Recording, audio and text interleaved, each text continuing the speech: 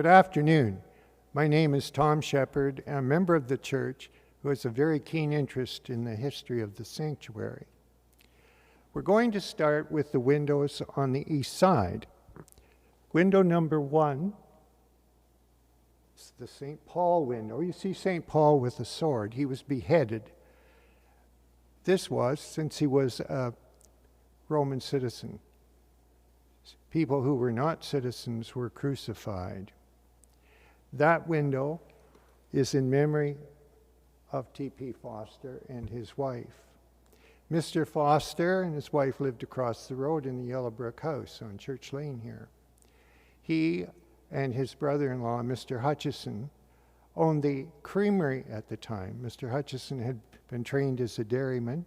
The creamery was very, very well run and very innovative for that time.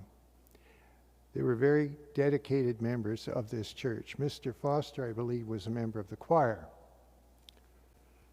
The second window, the Drennan window, this too in remembrance of me, shows the communion chalice.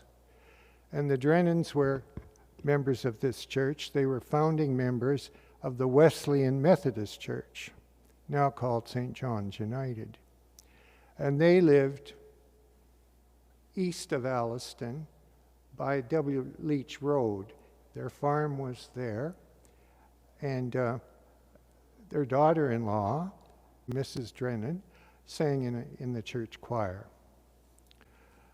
The third window, the Hartley Graham and Jane Graham window,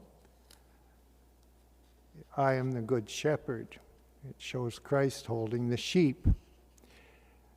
That reminds me of the old hymn, there were 99 that safely lay in the shelter of the fold, but one got lost, and there Christ is holding the one. He's gone out searching for it.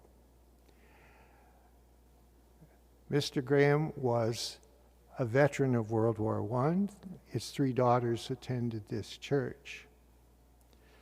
Melissa Graham was a teacher and the first woman elder in the church. Thelma Hawes taught Sunday school, and Carolyn Collins, along with Mrs. Ruth Sutton, hooked a rug that you'll see in Chilton Hall, and that rug shows the emblem of the United Church, and that was done for the 100th anniversary of the church. The fourth window shows St. Luke.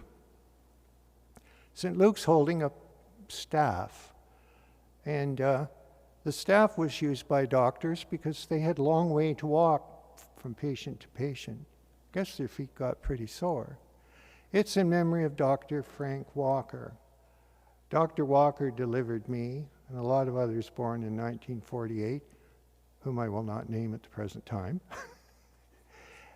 He was a member of the choir and a member of the glee club in this church, and he died of a brain aneurysm very suddenly. The church was packed the day of his funeral. It was a January day, a very cold day, and to show the respect that people had for him, they followed the hearse on foot to the cemetery where he was interred. The last window is I'm the Resurrection and the Life, and it's dedicated to Mr. William Cunningham and his wife Jane.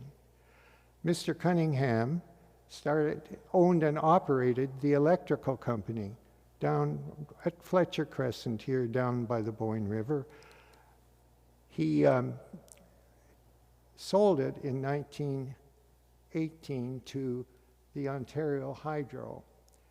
The bridge, the Cunningham Bridge in town, is named after him. It leads up Church Street. And his daughter, Mrs. Knowles, was the organist here from 1953 through to 1964.